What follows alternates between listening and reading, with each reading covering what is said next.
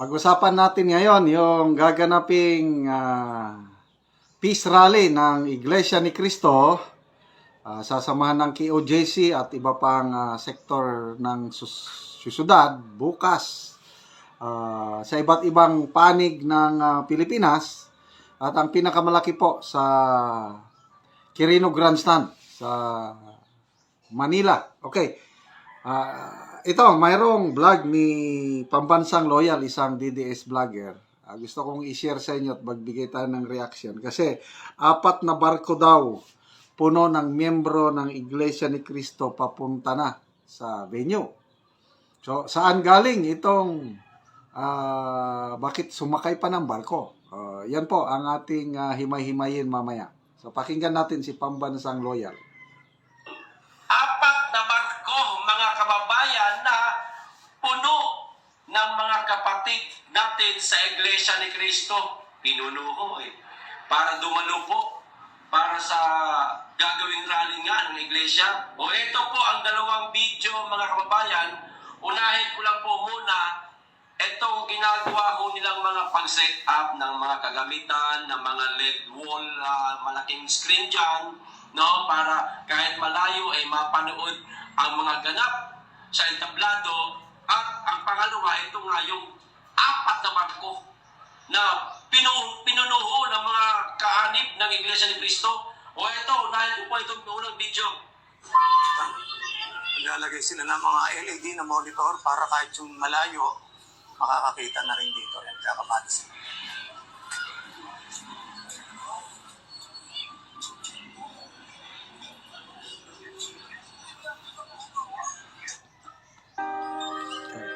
So,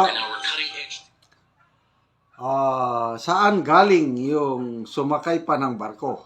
Yan ang pupuntuhan natin mamaya. Ito naman yung portalet. Ito, portalet. Sa isang side lang to.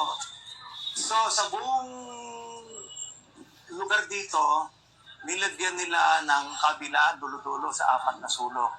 Para ito, mahigit 1,000 na portalet.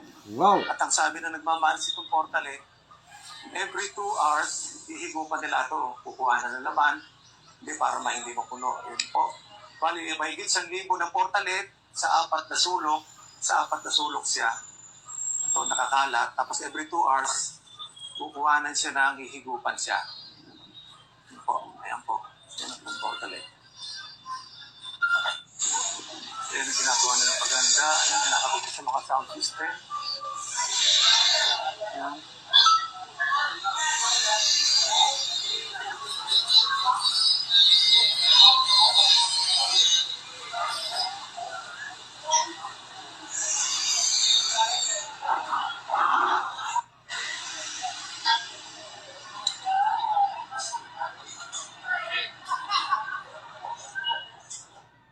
Ganyan po katindi magsagawa ng paghahanda ang mga kapatid nating Iglesia ni Cristo, mga kababayan.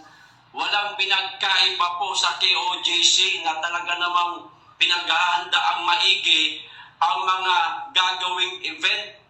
So, 4 na sulok sa dakong yaon, mga kababayan, ay napunuho ng 1,000 mahigit na portalet. Kaya hindi ho mag-aagawan kung saan po jijingle itong ating mga kababayan.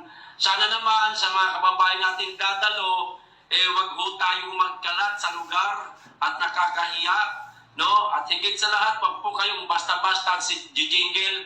Meron naman pong mga portalet na inilagay.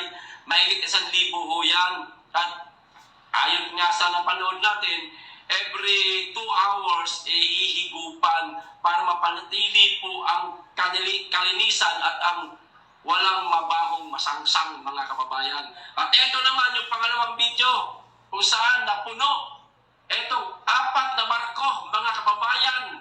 Grabe talaga, no? Tapos ngayon ang sasabihin o ang sinasabi ngayon na mga pulangaw, mga bangag vlogger, mga supporter ni Bangag, hakot daw ang ginagawa ng Iglesia. Abay, natural. Napakalalayo galing ng mga yan. Di ba? At wala namang kanya-kanyang sasakyan ng mga yan. Halimbawa man, kung merong Hindi kaya tayo magreklamo sa traffic dahil sa dami ng sasakyan na mapapapunta sa lugar kung saan gaganapin sa grandstand? Hindi kaya mapuno o baka naman magreklamo na. O kaya ang ginawa, sa isang sasakyan na lang, katulad ng barko, mga bus, yun, lahat sila doon sama-sama, dalhin sila sa grandstand para dumalo sa pinakamalaking rally. O ito na ho yung video, mga kababayan. Puno po.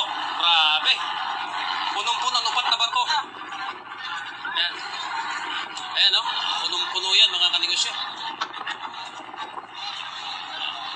At may second trip. Mamaya. Grabe, ang dami. Punong-puno yan, no? Ayan, ito. Pasok na tayo sa sasakyan.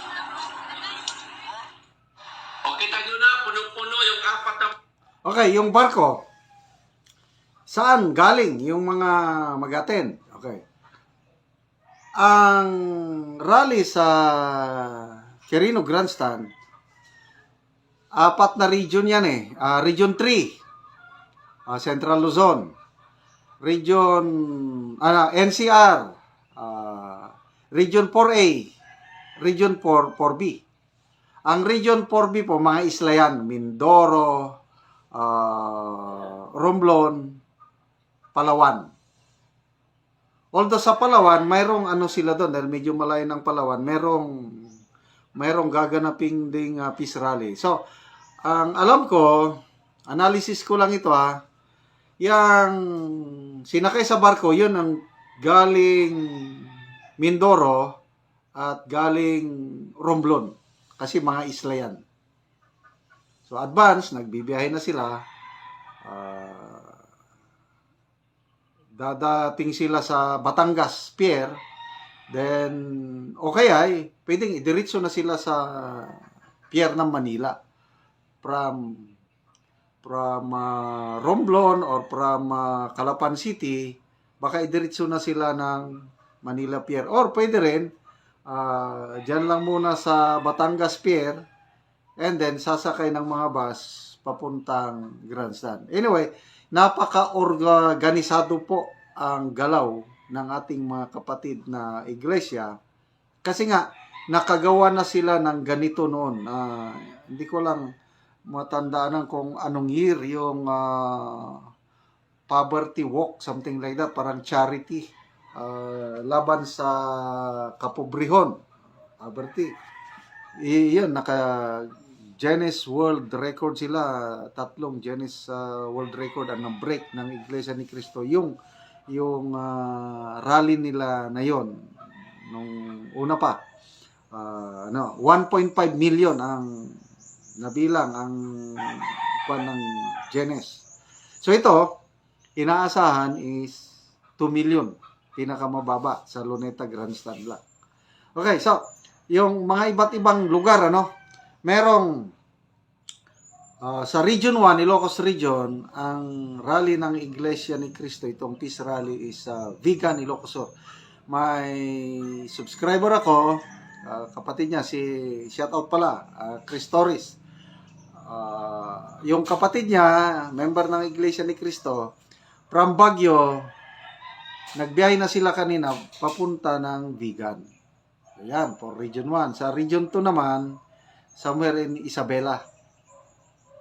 So, Region 3, 4A and 4B and NCR, dyan na po sa Luneta Grandstand.